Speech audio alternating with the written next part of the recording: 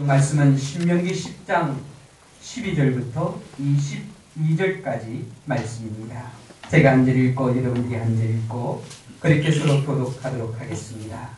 제가 먼저 12절 말씀 읽습니다. 이스라엘아, 네 하나님 여호와께서 네게 요구하시는 것이 무엇이냐? 곧 네 하나님 여호와를 경외하여 그의 모든 도를 행하고 그를 사랑하며 마음을 다하고 뜻을 다하여 네 하나님 여호와를 섬기고 내가 오늘 내 행복을 위하여 내게 명하는 여호와의 명령과 규례를 지킬 것이 아니냐. 하늘과 모든 하늘의 하늘과 땅과 그 위의 만물은 본래 네 하나님 여호와께 속한 것이로되 여호와께서 오직 내 조상들을 기뻐하시고 그들을 사랑하사 그들의 우선인 너희를 만민 중에서 택하셨으니 오늘과 같으니라. 그러므로 너희는 마음에 할례를 행하고 다시는 목을 곱게 하지 말라. 너희 하나님 여호와는 신 가운데 신이시며 주 가운데 주시오 크게 능하시며 들어오신 하나님이시라. 하나님을 매고 보지 아니하시며 뇌물 받지 아니하시고 고아와 가부를 위하여 정의를 행하시며 나그네를 사랑하여 그에게 뜻과 옷을 주시나니 너희는 나그네를 사랑하라. 전에 너희도 애굽 땅에서 나그네 되었음이니라. 네 하나님 여호와를 경외하여 그를 섬기며 그에게 의지하고 그의 이름으로 맹세하라. 그는 내 찬송이시여 내 하나님이시라. 내 눈으로 본 이같이 크고 두려운 일을 너를 위하여 행하셨으리라. 애굽에 내려간 네 조상들이 겨우 70인이었으나 이제는 네 하나님 여호와께서 너를 하늘의 별과 같이 많게 하셨느니라. 아멘. 할렐루야. 아멘. 하나님의 크신 은혜가 오늘 이 시간 우리 모두 위에 함께 하시기를 주님의 이름으로 축원합니다. 아멘. 우리 3일 만에 또 일주일 만에 뵙는데요. 우리 앞뒤로 좌우로 주의 이름으로 환영합니다. 축복합니다. 그렇게 인사 나누겠습니다. 주의 이름으로 환영합니다. 축복합니다. 성도 여러분, 행복하십니까? 아마 이 질문에 네, 행복합니다라고 대답하실 분이 얼마나 될까? 만일 행복하다면 무엇 때문에 행복할까요? 만일 행복하지 않다면 무엇 때문에 행복하지 않을까요? 바라기는 2014년 올 한 해는 우리 모두가 행복한 한 해가 되기를 주의 이름으로 축원합니다. 오늘은 진정한 행복이 어디에서 오는지 살펴보고 은혜를 받고자 합니다.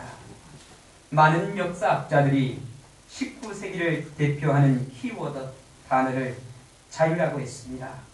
또 20세기는 평등, 또 21세기는 행복이라고 말합니다. 여러분, 19세기, 20세기는 몰라도 21세기는 요즘 사람들이 관심을 갖고 추구하는 것을 보면 정말 그런 것이 아닌가, 행복이 아닐까 하는 생각을 갖게 됩니다. 요즘 사람들은요, 행복에 관심이 참 많습니다. 행복한 나, 행복한 사람, 행복한 가정, 행복한 교회, 행복한 나라. 그런데 사람들이 행복을 갈급해 하는 만큼 행복을 얻고 있는가? 여러분, 우리가 행복을 추구하는 만큼 행복을 얻고 있습니까? 그렇지 못하다는 겁니다. 그렇다면 그 이유가 무엇인가 생각해 보아야 하지 않겠습니까? 어떤 철학자는요, 인간의 삶의 목적이 행복이라고 말했습니다. 다시 말해 인간이 왜 사느냐? 행복하려고 산다. 그렇게 말했다는 겁니다. 이 세상에서 불행을 원하는 사람은 아무도 없을 겁니다. 누구든지 행복하게 살기를 원합니다. 그래서 힘들지만 땀 흘리며 일하기도 하고 악착같이 돈을 버는 것도 안 쓰고 안 먹고 저축하는 것도 고생하면서 자식들 좋은 대학에 보내려 하는 것도 따지고 보면 행복을 누리고 싶어하는 기대감 때문일 겁니다. 경제적으로 살기 어려웠을 때는 먹고 사는 일에 발부둥 치느라 행복에 대해서 생각지 못했지만 이제는 어느 정도 먹고 사는 문제가 해결되면서 어떻게 하면 행복하게 살까 여기에 관심을 많이 갖습니다. 요즘 사람들이 관심을 끌고 있는 웰빙, 웰다잉, 여러분 이 의미가 무엇입니까? 결국은요, 어떻게 하면 행복하게 살다가 행복하게 죽을까 하는 것이 아니겠습니까? 그래서인지 요즘 보니까요, 대학들마다 행복학이란 그런 학문이 생겼다고 해요. 그리고 행복 디자이너, 행복 코디네이터, 행복 플래너 같은 그런 전문 직종들이 생기고, 교회도 행복한 교회라는 이름이 많이 생겼습니다. 우리 감찰에도 보면요, 우리 차정국 목사님이 심호하는 교회가 행복한 교회예요. 그런데 이 행복이라는 것이 많이 가졌다고 해서 행복한 것도 아니고, 많이 배웠다고 해서 행복한 것도 아니라는 거죠. 그렇다고 출세했다고 해서 행복한 것도 더욱더 아닙니다. 그렇다고 가진 것이 없다고 해서 불행한 것도, 또 배우지 못했다고 해서 불행한 것도, 출세하지 못했다고 해서 행복하지 못한 것도 아니라는 겁니다. 다시 말하면 행복의 조건은 어떤 객관적인 기준이 있어서 그 기준에 도달하면 행복하고 그 기준에 미달하면 불행한 것이 아니라는 겁니다. 여러분, 행복은요, 지극히 주관적인 겁니다. 사람들이 볼 때 저 사람의 형편을 보면 분명히 불행해야 하는데 항상 웃음이 떠나지 아니하고 얼굴에 기쁨이 가득하며 늘 행복해 보입니다. 또 어떤 사람은요, 저 사람의 환경을 보게 되면 모든 것이 갖추어져 있어서 행복할 것 같은데 늘 근심 걱정이 얼굴에 가득하고 또 우울해하며 매사에 불평과 불만을 쏟아내는 불행한 모습을 보게 됩니다. 그래서요, 행복학자 데이비드 마이어는요, 행복은 주관적인 자기 만족이다 그렇게 말했습니다. 그는 많이 가지고 지위가 높고 배운 것이 많다고 해서 행복한 것이 아니라 행복은 자기 마음먹기에 달렸다고 했습니다. 다시 말해서 자기가 행복하다고 생각하면 행복한 것이고 불행하다고 느끼면 불행하다 하는 것입니다. 그런데 정말 이 행복학자의 말이 맞을까요? 여러분, 작년 12월에 고려대학교에 재학 중인 주현근 학생이 안녕들 하십니까? 라는 대자보를 학교 게시판에 붙였습니다. 그런데 이 대자보가 소셜네트워크를 타고 순식간에 전국으로 퍼져갔습니다. 이 대자보를요, 간단하게 요약하면 우리 사회에서 일어나고 있는 잘못된 모습들로 인해서 안녕하지 못하다는 내용입니다. 그런데 이 학생의 글에 대해 수많은 사람들이 공감을 하면서 안녕하십니까? 라는 제목으로 수많은 글들이 사회 곳곳에 흩어졌습니다. 그리고 안녕들 하십니까? 안녕하십니까? 하는 그 말은요, 우리 사회에 유행어가 되었습니다. 그런데 여러분, 여기서 안녕이란 그 의미가 행복이란 말로 바꿀 수 있다는 거예요. 여러분, 안녕하십니까? 하는 그 의미가 여러분 행복하십니까? 그렇게 묻는 의미가 될 수 있다는 겁니다. 그런데 우리 사회는 이유는 다르지만 행복한 사람보다 행복하지 못한 사람이 너무나도 더 많다는 겁니다. 여러분, 지난 월요일에 박근혜 대통령이 취임 1년 만에 첫 기자회견을 하면서 경제개혁 3개년 계획을 발표했습니다. 국가기관의 부실을 정상화하고 창조 경제와 내수 활성화를 통해 행복한 나라를 만들겠다는 474 비전을 제시했습니다. 그리고 잠정 성장률 4%, 고용 70%, 1인당 국민소득 4만 달러를 달성해서 국민 행복시대를 열어가겠다고 그렇게 말했습니다. 바라기는 꼭 이렇게 되었으면 좋겠습니다. 그런데 문제는 우리나라 경제가 대통령의 생각대로 된다고 해서 국민들이 행복해질 수 있느냐는 겁니다. 그리고 우리보다 소득이 높은 나라, 더 잘 사는 나라의 국민들은 지금 행복한가 하는 그런 의문을 갖게 됩니다. 해마다 세계 각국 국민들의 행복도를 조사해서 그 결과를 발표합니다. 그런데 국민의 행복지수는 오히려 가난한 나라, 국민들이 더 높다는 그런 통계가 나오고 있습니다. 경제적으로 가난한 나라인 부탄이나 방글라데시 같은 나라는요, 국민 행복지수가 세계 10위 안에 들어가요. 어떤 의미에서 보면 뭔가 잘못된 것 같은 그런 생각이 들잖아요. 아마 텔레비전에서 다큐멘터리를 하면서 부탄에 대해서 방영이 되었는데요. 이 부탄의 국민들 가운데 95%가 행복하다는 거예요. 여러분 행복하십니까? 누군가가 여러분에게 행복하세요? 그렇게 물으면 예, 행복합니다.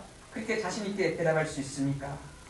얼마 전 친구가 카카오톡을 통해서 제게 글을 하나 보내왔어요. 제가 여러분들에게 읽어드리겠습니다. 눈꽃들 사이 없이 동분서주하는 사람에게 왜 그렇게 바쁘시냐고 물었더니 행복하기 위해서라고 했다. 또 권력의 힘을 갖고자 하는 정치인에게 왜 그렇게 권력의 힘이 필요하냐고 물었더니 행복하기 위해서라고 했다. 도대체 행복이 무엇이기에 모두가 행복하는지 궁금했다. 그래서 나이 지긋한 철학자에게 물었다. 행복이 무엇입니까? 그의 대답은 그것을 알기 위해서 평생을 공부했지만 아직도 잘 모르겠다고 대답했다. 또 대기업 회장에게 행복이 무엇이냐고 물었더니 그것을 위해 평생 모든 것을 바쳐서 돈을 벌었지만 아직도 행복하지 않다고 했다. 답답한 일이다. 행복을 찾기 위해 많은 사람들을 만났지만 찾지 못하고 돌아오는 길에 추운 거리에서 꿀하고 있는 그린에게 행복이 무엇이냐고 물었더니 그가 대답하기를 오늘 저녁 먹을 끼기와 잠잘 곳만 있으면 행복한 것이 아니냐 하며 간단하게 대답했다. 어떻게 보면 행복이란 소박한 것일 수도 있다. 지금 우리가 행복하지 못한 것은 너무 큰 욕심 때문이 아닌가 생각한다. 조금만 더 하며 다른 사람과 자신을 비교하면서 상대적 빈곤감 때문에 행복하지 못한 것은 아닐까 하는 생각이 든다. 성도 여러분, 진정한 행복은 어디 있습니까? 사람들은 행복의 개념을 소유나 어떤 특정한 일에서 찾는 것으로 착각하고 있습니다. 여론조사나 통계를 따르면 그렇지 않다는 것을 우리가 또한 알 수 있습니다. 행복지수가 낮을 것이라고 생각되는 사람이 오히려 행복지수가 높을 것이라고 생각되는 사람들보다 훨씬 높은 결과들이 나오고 있다는 겁니다.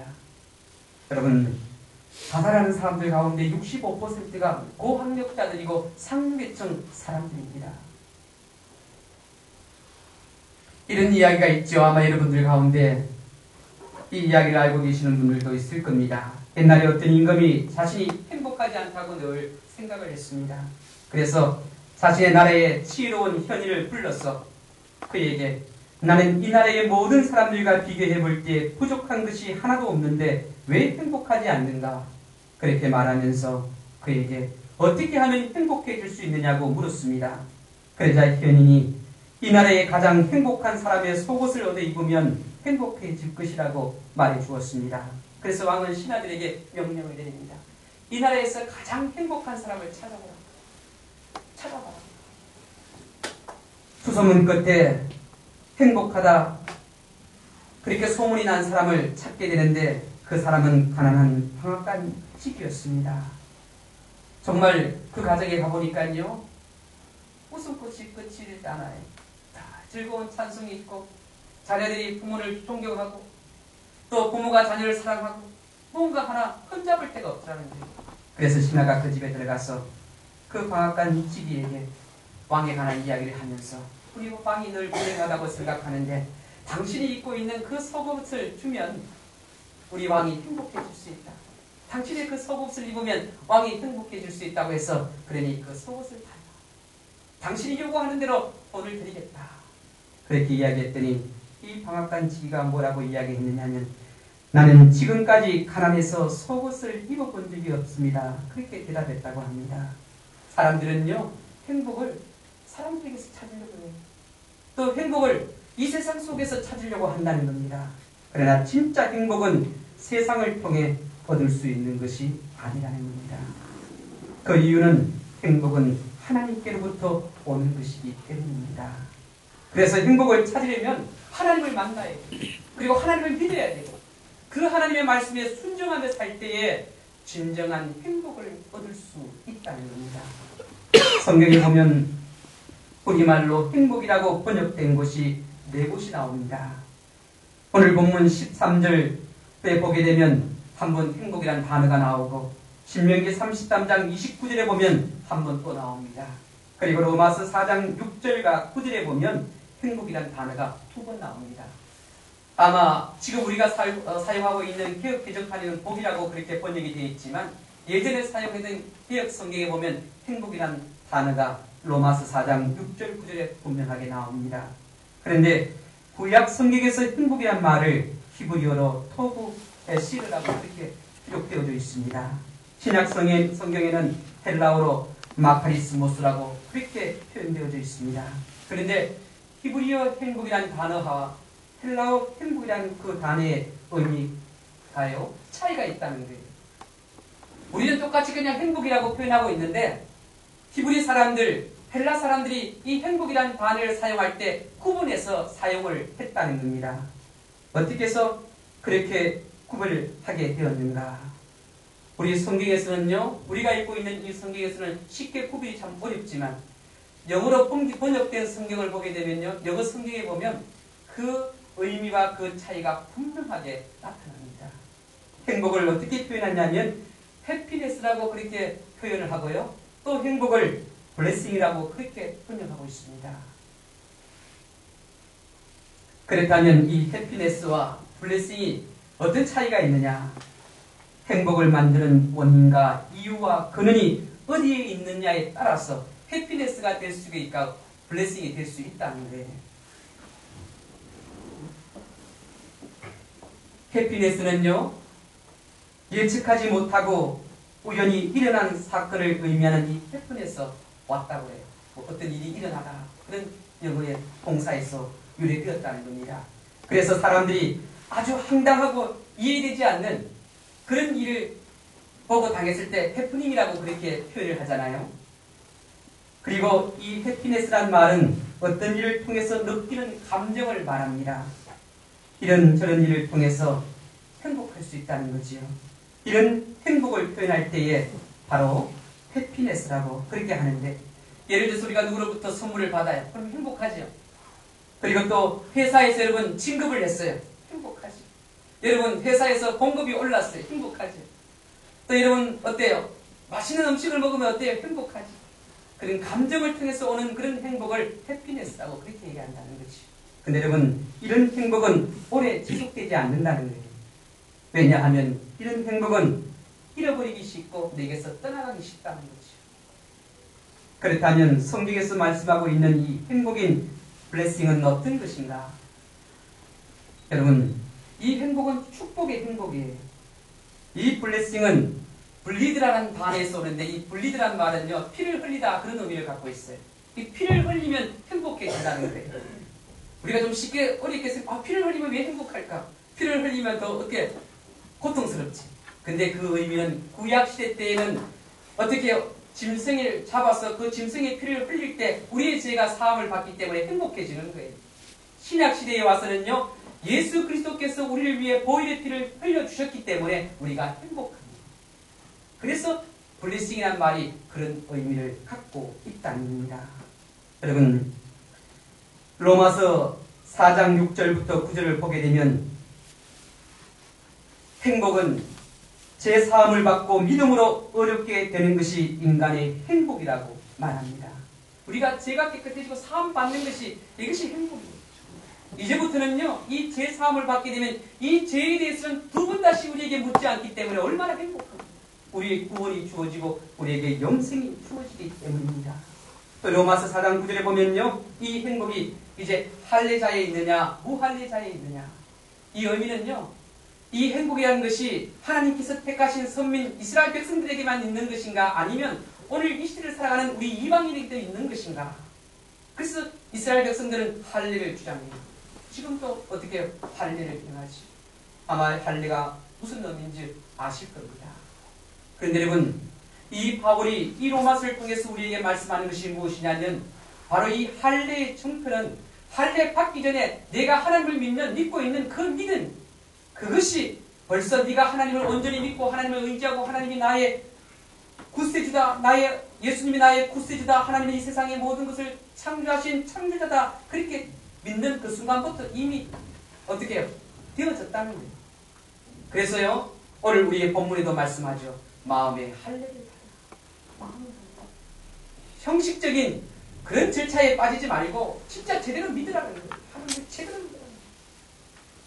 오늘 이 시대를 보게 되면요, 신앙생활을 형식적으로 하는 분들이 다 있습니다. 근데요, 사도 바울은 이건 잘못된 것이다. 정말 믿음을 갖고 제대로 믿으라는 거예요. 그럴 때에 어떻게 해요? 하나님께서 우리에게 행복을 주시는 거예요. 여러분, 마음의 할례를 받고 목을 꼿꼿하게 하지 말라는, 교만하지 말라는, 정말 진심으로 우리의 마음을 다해서 하나님을 믿고 겸손하게 믿음의 삶을 살아가는 겁니다. 오늘 본문 말씀에 보면 사람이 행복하기를 원하지요. 근데 여러분, 이 행복하기를 사람만 원하는 것이 아니라 하나님도 우리가 행복하기를 원하신다는 거예요. 하나님도 우리가 행복하기를 원하신다는 거예요. 그래서 행복을 얻을 수 있는 방법을 우리에게 가르쳐주고 계십니다. 13절에 보면 하나님은 내가 오늘 내 행복을 위하여 내게 명령하는 여호와의 명령과 규례를 지킬 것이 아니냐. 네가 행복하기를 원한다면 네 자신의 행복을 위해서 여호와의 명령과 규례를 지키라고 말씀합니다. 여러분, 하나님의 말씀을 지키는 것, 하나님의 말씀대로 살아가는 것, 그건 내 행복을 위해서 하나님께서 우리에게 말씀하셨어요. 네가 행복해지려면, 여러분, 다시 한 번 더 여러분들에게 묻습니다. 행복하십니까? 아니면 행복해지기를 원하십니까? 행복하지 못하다면, 여러분 가운데 행복해지기를 원하신다면 하나님의 명령과 그 규례를 지키십시오. 그러면 어떻게 해요? 행복하다는 거예요. 블레싱이 우리에게 임한다는 거예요. 그렇다면 하나님의 명령과 규례가 무엇인가? 하나님의 명령과 규례는 613가지로 나타나 있고, 이 613가지는 또 줄이보면요, 십계명이 되고, 이 십계명을 또 줄이게 되면 하나님을 사랑하는 것이고 이웃을 사랑하는 것이고, 이것을 또 한 단어로 줄이면 뭔가요? 사랑이라는 거예요. 사랑하라는 거예요. 무엇을 위해서? 나의 행복을 위해서 사랑하라는 거예요. 하나님을 사랑하고 이웃을 사랑하는 겁니다. 내가 사랑하지 못하기 때문에 행복하지 못한 거예요. 우리는 나 자신의 행복을 위해서 하나님을 사랑하고 이웃도 사랑해야 합니다. 만일 내가 아닌 다른 사람을 위해서 해야 한다고 생각하면요, 하나님과 이웃을 사랑하기가 참으로 어려울 겁니다. 그러나 내 자신의 행복을 위해서, 내 자신의 행복이라면 어떻게 해요?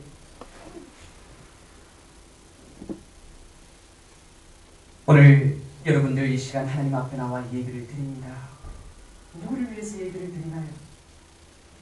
내 자신을 위해서 예배를 드립니다. 목사를 위해서 예배 드리는 것이 아니고 우리 성도들을 위해서 예배를 드리는 것이 아니라 내 자신을 위해서 하나님께 나와 예배를 드리는 겁니다. 그렇다면 나의 행복을 위해서 하나님께서 우리에게 말씀하신 하나님의 명령과 규례를 지켜야 합니다. 이 말씀대로 살려고 노력해야 된다는 거예요. 그런데 사람들은요, 이 말씀대로 살지 않으면서 행복해지려고 노력하고, 이 말씀대로 사는 것이 힘들고 어렵고 귀찮고 도저히 불가능하다고 생각해서 자꾸 세상을 향해 한눈을 파는 거예요. 근데 그 행복이 되게 영원하게 주어지는 행복이 아니라 잠시 잠깐이라는 거예요. 잠시 잠깐.